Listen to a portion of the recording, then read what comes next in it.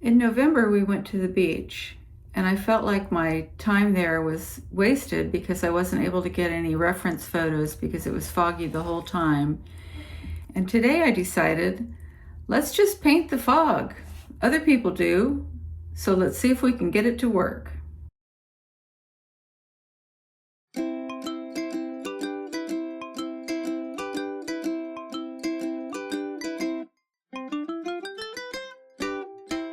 Well, I couldn't talk because the gardener was here mowing the lawn and it was pretty loud. But as you can see, I've moved on. I'm adding some color. Now this scene was quite foggy in the background, and so I've got to lighten this. And there was quite a crosshatch pattern of the way the rocks came up here. So I'm trying to indicate that with the way I'm applying the paint. I'm trying to be a little more careful about matching color. I did this under outline with my typical red iron oxide, but otherwise I'm trying to use a slightly different color palette, more true to life color wise, because I think that's one aspect of my paintings I need to improve, is I feel like my paintings are a little bit too vibrant sometimes, so it makes it less realistic. I paint what I like to see, but that doesn't mean that I have a realistic viewpoint of what makes a good painting. So working on that today. Now, although it's foggy, still some light is getting through. And so even in this dark area, I'm putting a little bit of the lighter green and trying to allow some of this underpainting of the red iron oxide to show through. Now, this green that I've made is ultramarine blue and cad yellow medium. And then I'm going to come back and add some ultramarine blue and lemon yellow on top for highlights. So here I've got my cad lemon. This is actually a smaller tree kind of in front of this one. These are cypress trees, so I want it to be obvious that this is a separate tree. So this is definitely going to be a little lighter in color. I did add a little bit of white and alizarin crimson. Not sure how that's going to look, but we'll come back to it. Now I'm using red iron oxide, yellow ochre, and some white. I used a little bit of ultramarine blue to dull it. This is the sand. There's a lot of debris on the sand. There's a lot of seaweed, and I'll try to add that in a discernible way after I get this in.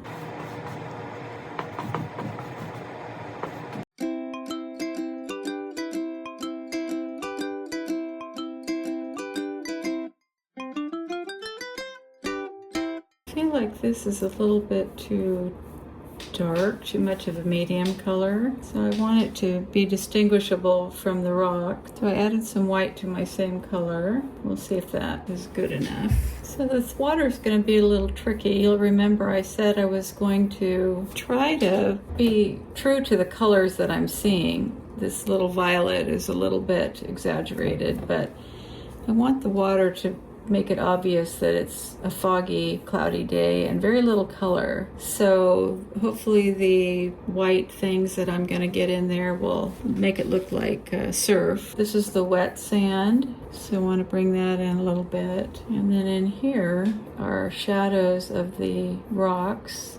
And I think I need to get just a hint of that oxide red. We'll come back to this. I just needed to remind myself to put that in there. I definitely want to differentiate between this foreground rock and this rock right here. So I'm adding a little bit of this gray that I had made and I used earlier.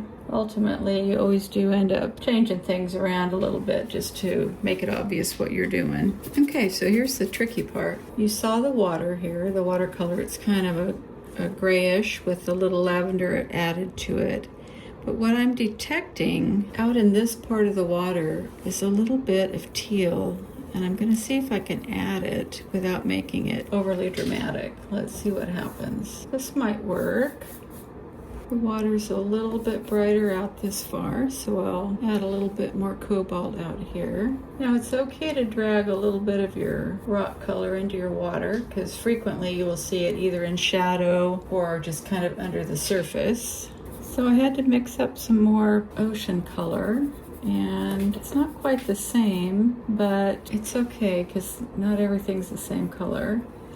I need to add a little more white to it, but what I did was I made kind of a muddy white color, and I added some cobalt teal to it to make it sort of consistent with the lower part of the water. And then I added a little bit of orange because it's a complement to teal to make it muddier. And I keep adding more white. I don't think the value is light enough. What's really interesting is the sky is kind of melds into this. I think more white maybe, and there is this little hint of blue. Let's see if this works. Maybe even a little more blue. This is cobalt blue that I'm adding.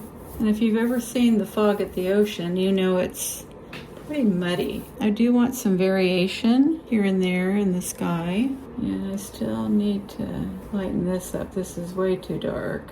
Now, a lot of times when you make sky holes or ocean holes even, you want it to be just a little bit darker than the actual ocean is. So I'm adding a little bit of teal to this. I feel like this is not getting as much lighter as I think it should be. I might have to come back later when it's dry to make it more pale. I'm also painting a little bit of the sky color over it in hopes that that would do the trick. Honestly, I've never painted fog before. Any foggy scenes, I should say. So there's probably techniques to this that I'm not even aware of.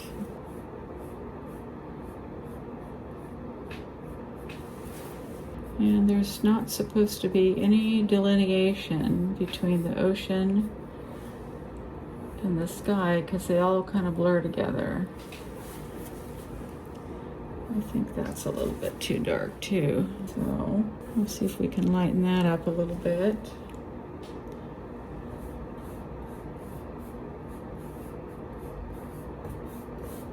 If anything else, this has been kind of a fun change. At the beginning of the year, I always want to do some new things, learn new stuff. This definitely should be lighter.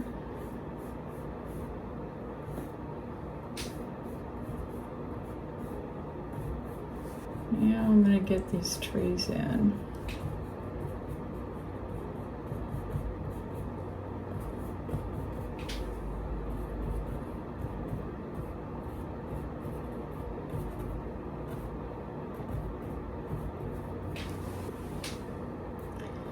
Not super sure about this.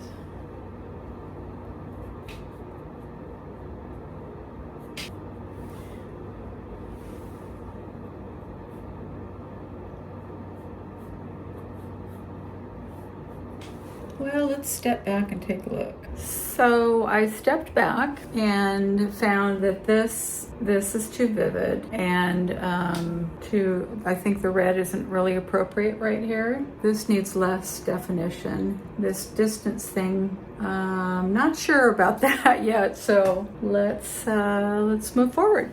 So here's possibly the final painting. I lightened this hill. I really lightened this one up here. I tried to get this really vague so you couldn't really see the difference between the sky and the ocean. I tried to change the color here of this little front tree so you could see the difference between the two. And anyway, let me know what you think. The beach and the fog. Happy painting!